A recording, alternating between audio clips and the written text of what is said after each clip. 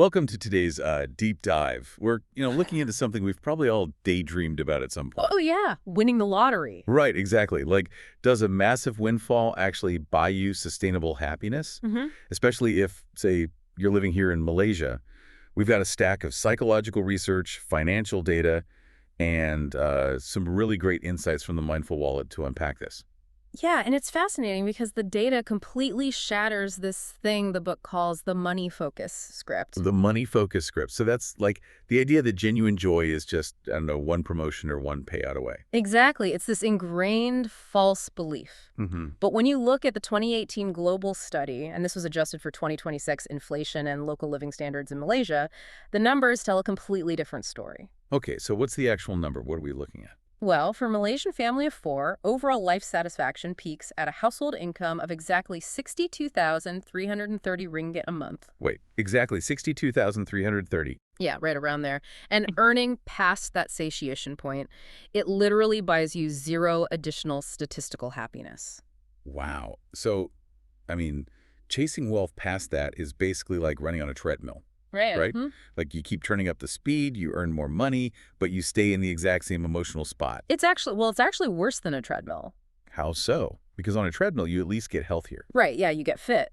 But with sudden, unearned wealth, like winning the lottery, people often experience the exact opposite effect. But wait, shouldn't massive wealth make you healthier? Like you're completely eliminating financial stress, which should immediately mean, a better mood and less physical anxiety. You would totally think so. But when people blow past that income cap overnight, we see a really sharp split between two things: evaluative happiness and experienced happiness. Okay, break those down for me. Sure. So, evaluative happiness is your overall life satisfaction. That does stay permanently elevated because the baseline anxiety of paying bills is gone. But experienced happiness, Which is like your actual daily mood. exactly, your daily joy, that completely returns to its old baseline after just a couple of years. Really? It just disappears. Why? Because, well, our brains are wired for survival, not permanent euphoria. We have this emotional baseline that resets so we can stay alert to new changes in our environment. So yesterday's unimaginable luxury just becomes today's, like, boring expectation? Right. And the scary part is what fills that void. Research shows winners frequently isolate themselves from their neighbors. They suddenly feel like they don't, need community support anymore. Oh, wow. Yeah, and they also significantly increase risky behaviors, things like smoking and heavy social drinking. That is wild. So unearned wealth is actually driving people to physical vices and isolation instead of wellness. That completely flips the script. It really does. So then, how do we actually use a windfall to buy happiness without falling into that whole trap? Well, science points to two really effective methods. The first one is buying time. Like outsourcing chores and stuff.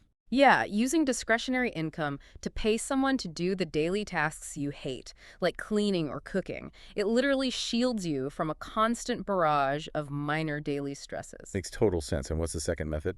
Pro-social spending. Giving it away. Exactly. It's the ultimate psychological hack. Oh, that reminds me of that experiment, the one where researchers gave people either 20 or 80 ringgit. Oh, right. Yeah, the classic one. Yeah, they told half the group to spend it on themselves and the other half to spend it on someone else. And the fascinating part wasn't the amount of cash, it was the mechanism. Right, because the people who received just 20 ringgit. And I bought a coffee for a friend. Yeah. They showed a significantly higher mood spike than the people who got 80 ringgit but just bought a shirt for themselves. Exactly. But for that mood spike to last, it requires three specific conditions: connection, impact, and autonomy. Meaning you have to actively connect with the person receiving the gift. Yes, and clearly see the impact it has on them. Plus, autonomy means you have to choose to make the gesture freely, not just because you feel obligated to. Got it.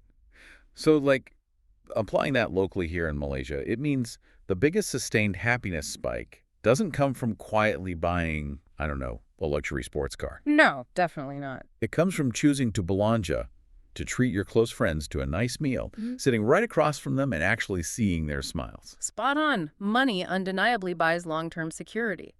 But daily happiness, that requires using the money to buy back your time and invest in your relationships. Which leaves you, the listener, with a pretty massive question to think about. Yeah, it's a big one. If giving our money away creates more sustainable joy than hoarding it, well, it makes you wonder, are the people who tirelessly chase generational wealth to protect their kids actually setting them up to be isolated from the very communities that would bring them real happiness? Something to chew on.